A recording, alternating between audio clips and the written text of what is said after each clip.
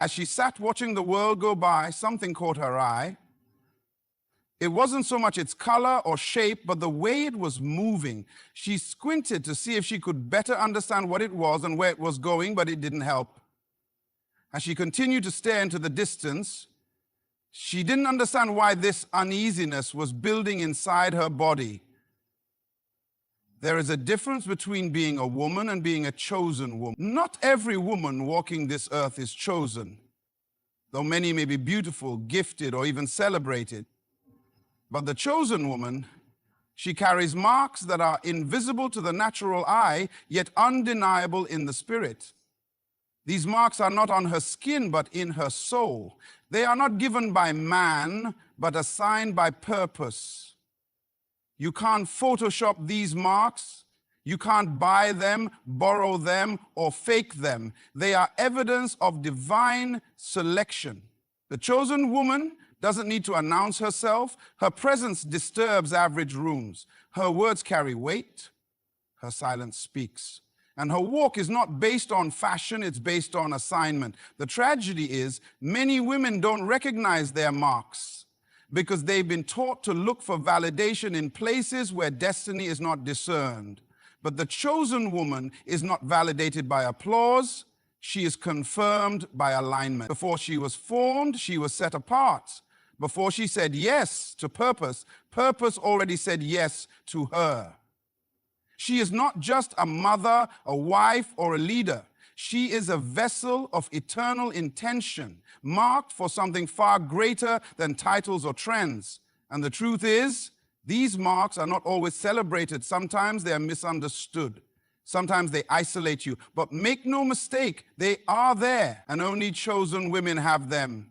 There is something unexplainable about a woman who knows why she was born. She walks differently.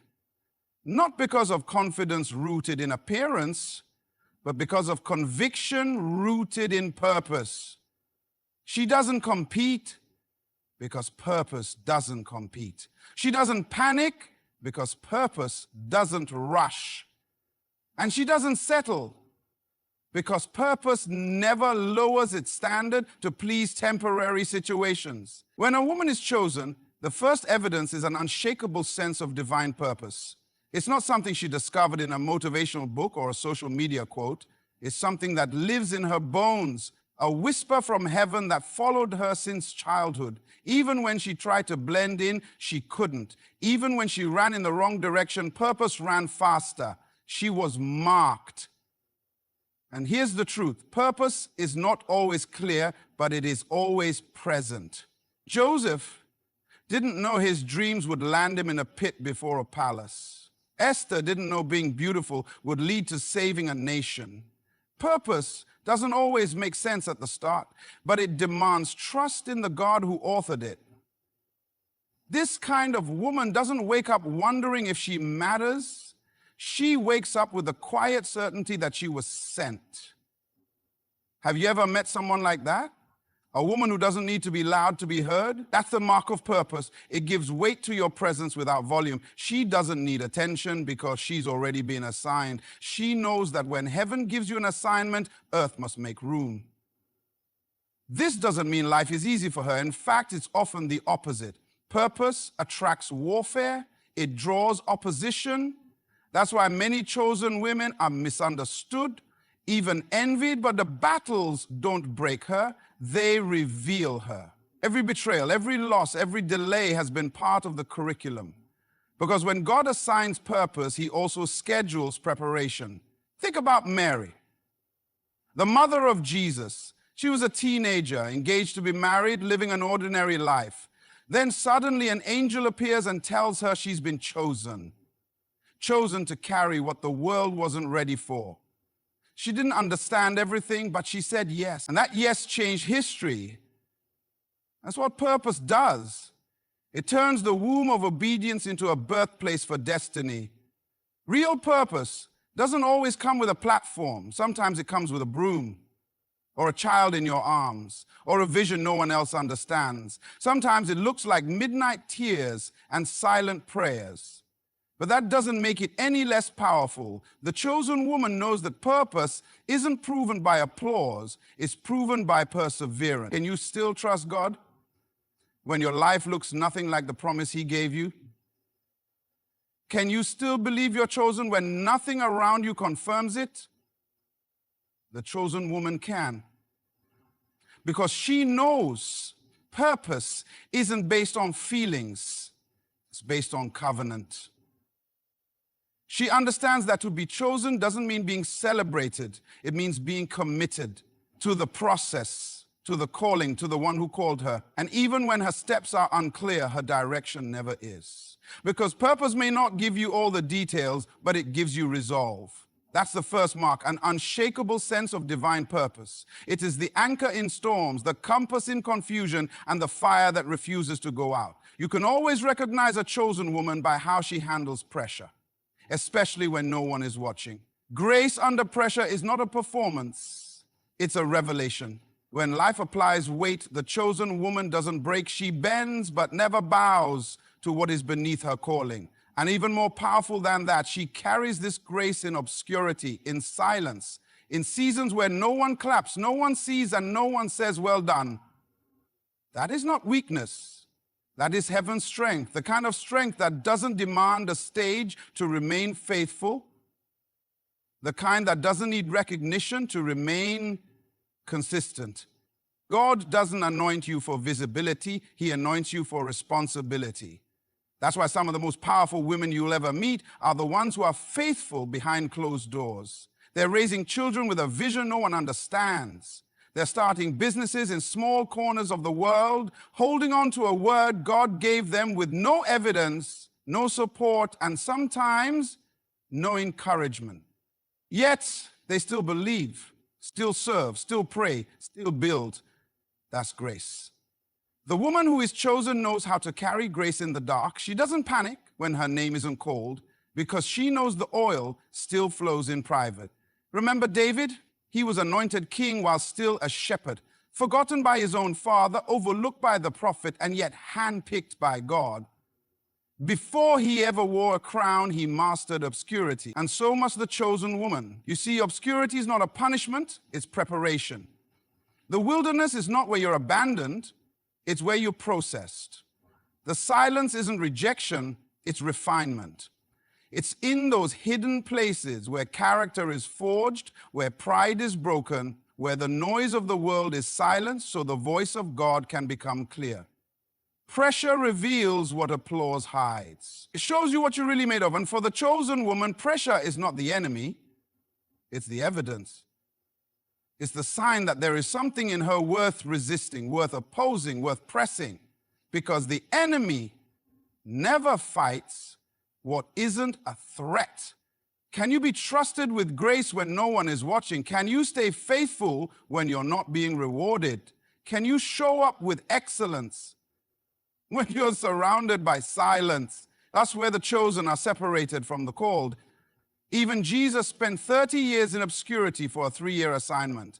Think about that. 30 years of silence, laboring in a carpenter's shop, hidden in plain sight, while carrying the answer to the world's redemption. If he could endure preparation, how much more should we? The chosen woman doesn't resent her hidden seasons. She stewards them. She understands that public fruit comes from private roots, that grace under pressure isn't just for survival, it's a statement. I trust God even here, even when it hurts, even when it's lonely, even when I don't understand the timing. She knows how to carry burdens with beauty, how to serve while suffering, how to weep and still worship. Her strength is not in how loud she is, but in how still she stands when life storms around her. She's not waiting to be discovered, she's being developed. And that's what makes her chosen. One of the most remarkable marks of a chosen woman is her ability to see beyond what others see. She carries a discernment that cannot be taught in classrooms or earned through experience alone. It is spiritual insight given by the Spirit of God. It's not suspicion, and it's not intuition. It's divine perception. While others are distracted by appearances, trends, and surface-level conversations, the chosen woman sees beneath the surface. She can recognize motives, sense spiritual climates, and read atmospheres that others ignore. Discernment is what protects her from destruction. It's what keeps her aligned when everyone else is swaying. She doesn't follow crowds because she can sense when the crowd is off course. She doesn't jump at every opportunity because she knows that every open door is not a divine door. Some doors are designed to detour, others are traps dressed as blessings. And without discernment, it's easy to walk into something that looks like destiny, but leads to distraction. In the book of Proverbs, it says, "Wisdom will save you from the ways of wicked men, from men whose words are perverse." Proverbs 2:12. That kind of wisdom is discernment in action. The chosen woman doesn't just hear words, she hears what's behind them. She doesn't just see people, she sees assignments, alignments, and agendas. That's why she's often misunderstood. People say she's too guarded, too cautious, or too deep. But in truth, she's just aware. She has learned that everything good isn't always God, that everyone kind isn't always called to walk with her, that every connection isn't covenant. And so she walks carefully, not in fear, but in clarity. This discernment also shows up in her timing. She doesn't rush into things.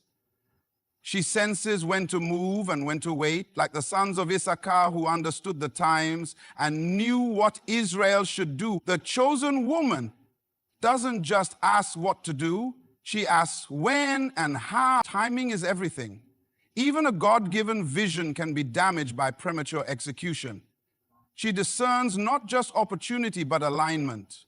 In real life, you'll see this mark in how she manages relationships. She may not have a large circle, but her circle is safe. She can pick up on energy, on shifts, on spiritual changes, even without words being spoken. Sometimes she'll distance herself, and people won't understand why, but it's not offense. She has learned to listen to the Holy Spirit's nudge, even when her emotions want to stay connected. Discernment is not glamorous. It often requires solitude. It calls for silence when you want to speak, stillness when you want to move, and surrender when you want control. But it's necessary, because without it, you can waste years trusting the wrong people, investing in the wrong projects, entertaining the wrong conversations. The chosen woman protects her destiny with discernment. She guards her peace not out of paranoia, but out of purpose. She doesn't allow just anything or anyone to enter her space because she knows she's carrying something too valuable. And just like a doctor guards the environment of a surgery room, she guards the atmosphere around her assignment. Can you sense when something looks right but feels wrong? Do you pause long enough to ask God what's beneath the surface? Do you choose peace over popularity? The chosen woman does. Because she knows discernment is not an accessory, it's armor. It's how she moves through life with precision while others move with assumption. That is the third hidden mark. Discernment beyond natural understanding. One of the most powerful and yet often overlooked marks of a chosen woman is her ability to nurture others without losing herself. She is a carrier of life. Not just physically, but spiritually, emotionally, and mentally. Wherever she goes, she brings growth. She heals with her presence, encourages with her words, and covers others with her strength. But what sets her apart is this. In the midst of pouring out, she refuses to become empty. She knows who she is, and she will not lose her identity while nurturing someone else's. Many women are taught to care for others, but the chosen woman understands how to do it with boundaries. She doesn't carry the weight of the world at the expense of her soul. She nurtures from overflow, not depletion. She knows that you can't give what you don't have, and you should never lose yourself trying to save someone else. Even Jesus, the ultimate nurturer, would withdraw from the crowds to pray. He understood the importance of staying connected to the Father before ministering to others. The chosen woman follows this pattern. She spends time with God, not just for revelation, but for restoration, because she knows if she breaks, everything she's carrying breaks too. In the story of Ruth and Naomi, we see this dynamic clearly. Ruth nurtured Naomi through deep grief, but she never lost her sense of direction. She honored Naomi, but she also followed her own divine path. When Boaz appeared, Ruth knew how to receive what was meant for her without feeling guilty for moving forward. That is the balance. Nurture others, but don't forget you have a destiny too. Have you ever seen a woman who gives and gives until there's nothing left of her? Maybe you've been that woman, always showing up, always being strong for others, always saying yes, even when your soul is screaming no. The chosen woman learns, sometimes painfully, that self-neglect is not godliness. It's not humility to shrink so others can grow. It's not righteousness to burn out in the name of service. It is wisdom to protect your essence, to guard your fire, to remain whole even as you heal others. She knows that she is not just a helper, she is a force. And her ability to nurture is not weakness. It is divine strength wrapped in compassion. But it is wise compassion. It knows when to say yes and when to say no, when to stay and when to let go, when to comfort and when to confront. This mark also shows in motherhood, in ministry, in mentorship. The chosen woman doesn't try to make people depend on her. She nurtures in a way that empowers. She doesn't hold people back by doing everything for them. She calls them higher, teaches them how to stand, and then steps back so they can walk in their own strength. She's like a tree planted by rivers of water, always bearing fruit in season, and her leaves never wither. But she also knows when it's time to rest, when to prune, and when to protect her roots. She is not afraid to prioritize her health, her peace, her voice, because she knows if the vessel breaks, the oil spills. Can you love others deeply without losing your own direction? Can you carry people while still walking forward? Can you serve without slowly disappearing? The chosen woman can, because she has learned that her worth is not tied to her sacrifice, but to her obedience.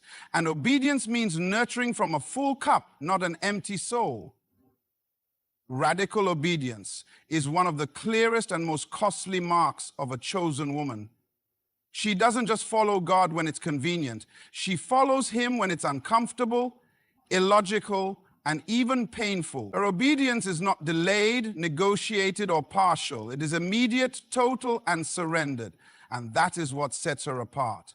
The chosen woman doesn't wait until she understands the full picture. She moves when heaven speaks. She walks by faith, not by sight. And she trusts that the one who called her is also the one who will sustain her. Obedience at this level isn't glamorous. It often comes with isolation. Sometimes it means leaving people behind, walking away from what is familiar, or letting go of what she thought she wanted. It's not that she doesn't feel the cost. She feels every bit of it. But her reverence for God is stronger than her fear of loss. Like Abraham, who was willing to offer up Isaac, the very promise he had waited years for, she knows that true obedience means trusting God even with what you treasure most. Think about that. Could you give God your dream if he asked for it? Could you walk away from the relationship, the job, the comfort zone if you sense the Holy Spirit saying this is not the way? That is the level of surrender that marks a chosen woman. She doesn't just trust God for blessings. She trusts him with her direction, even when it interrupts her plans. We see this in Mary, the mother of Jesus, a young unmarried woman engaged to Joseph, visited by an angel and told that she would carry the Messiah. She didn't argue, she didn't resist. She said, "Be it unto me according to your word." That is radical obedience. She accepted the call knowing full well the social shame, the misunderstanding, and the risk, but she still said yes. And because she obeyed, she carried salvation into the world. The chosen woman understands that obedience is not always about doing more. Sometimes it's about letting go. Obedience might mean being silent when everything in you wants to speak. It might mean staying hidden when you want to be seen. It might mean forgiving someone who never said sorry, trusting again when you've been hurt, or stepping out when you feel inadequate. But in every act of obedience, there is alignment, and in alignment, there is divine acceleration. She has learned that delayed obedience is disobedience in disguise, that partial obedience is still rebellion, and that every time she says yes to God, something in the unseen realm shifts. Doors open, angels are dispatched, purpose advances, because obedience activates the supernatural. Have you ever obeyed God and watched everything around you look like it fell apart? That doesn't mean you missed it. Sometimes obedience will look like loss before it looks like reward. But obedience is never in vain. God honors every surrendered yes, every tear-soaked prayer, every step in the dark, because your obedience is not just about you. It's connected to people, places, and purposes you haven't even seen yet. The chosen woman is dangerous to the enemy because she doesn't need details to follow God. She just needs a word. And once she hears it, she moves. Even if she's afraid, even if she's alone, even if it costs her everything, that is what makes her chosen. Wisdom is not just about intelligence or experience. It is the divine ability to know what to do, when to do it, and how to do it with grace. The chosen woman walks with uncommon wisdom. Her words carry weight because they are born not just from knowledge, but from revelation. She doesn't just talk to be heard. She speaks to guide, to build, to shift atmospheres. You can feel the difference when she opens her mouth. She doesn't waste words because she understands their power. The Bible says in Proverbs 31:26, she opens her mouth with wisdom, and on her tongue is the law of kindness. That's not just poetry, that's identity. A chosen woman has the ability to see through chaos and speak order, to stand in the middle of confusion and release clarity, to sit across from someone broken and with one sentence offer direction that feels like light breaking through darkness. That is a divine mark, and this wisdom isn't loud or forceful, it's deep. It doesn't need attention to prove its value. It shows up in quiet decisions, in well-timed silence, in peaceful responses when others would erupt. The chosen woman doesn't need to win arguments because she's more interested in building lives. Her wisdom shows up not just in what she says, but in what she chooses not to say. There's a story in the Bible that shows this perfectly. Abigail, the wife of Nabal. Her husband was foolish and reckless, but when David was on his way to destroy their household in anger, Abigail stepped in. With a calm spirit, strategic words, and bold humility, she turned away wrath. David stopped in his tracks, blessed her for her wisdom, and spared her entire household. That's what happens when a woman walks in divine wisdom. She can prevent disaster, preserve destiny, and protect what matters. But make no mistake, this kind of wisdom isn't automatic, it's cultivated. The chosen woman has spent time in the presence of God. She's listened more than she's spoken. She's failed and learned, prayed and waited, and now her wisdom flows not from pride, but from surrender. She doesn't lean on her own understanding. She trusts in the Lord with all her heart. Proverbs 3:5 and 6. That's where her wisdom comes from. In real life, you'll see this mark in how she counsels others. People seek her out because when they leave her presence, they feel lighter, clearer, empowered. She doesn't give empty advice. She gives godly direction. She knows when to challenge and when to comfort, when to push and when to let someone process. Because her wisdom is led by the Spirit, not by ego. She also applies wisdom to her own life. She's not just a voice for others, she's a student of her own counsel. She doesn't rush decisions, doesn't chase trends, and doesn't move just because others are moving. She weighs things in prayer, considers timing, asks God before asking people. And because of that, she avoids unnecessary pitfall. She builds slowly, but what she builds lasts. Can you be trusted with influence because you carry wisdom, not just charisma? Do your words heal or harm? Do people leave your presence clearer or more confused? The chosen woman lives with the conviction that her wisdom is not just for herself, it is a stewardship. She has been entrusted to guide others, not control them, to influence atmospheres, not manipulate outcomes. That is the sixth hidden mark, uncommon wisdom that guides others. As we come to the close of this journey through the 7 hidden marks of a chosen woman, it's important to recognize that these marks are not simply traits to admire, they are invitations to embrace a higher calling.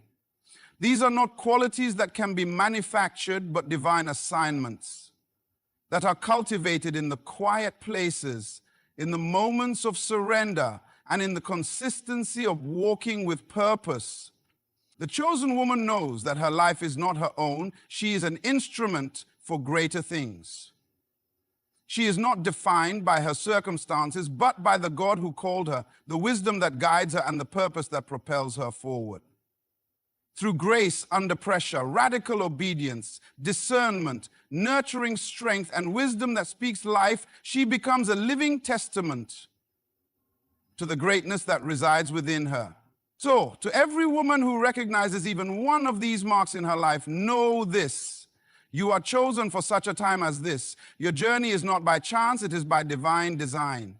Keep walking boldly, keep trusting, and keep showing up as the woman you were created to be. You are stronger than you think, and your impact is greater than you can imagine. Thank you for listening today. May you go forward with courage, clarity, and the confidence that you are truly chosen for something extraordinary. Good luck on your journey.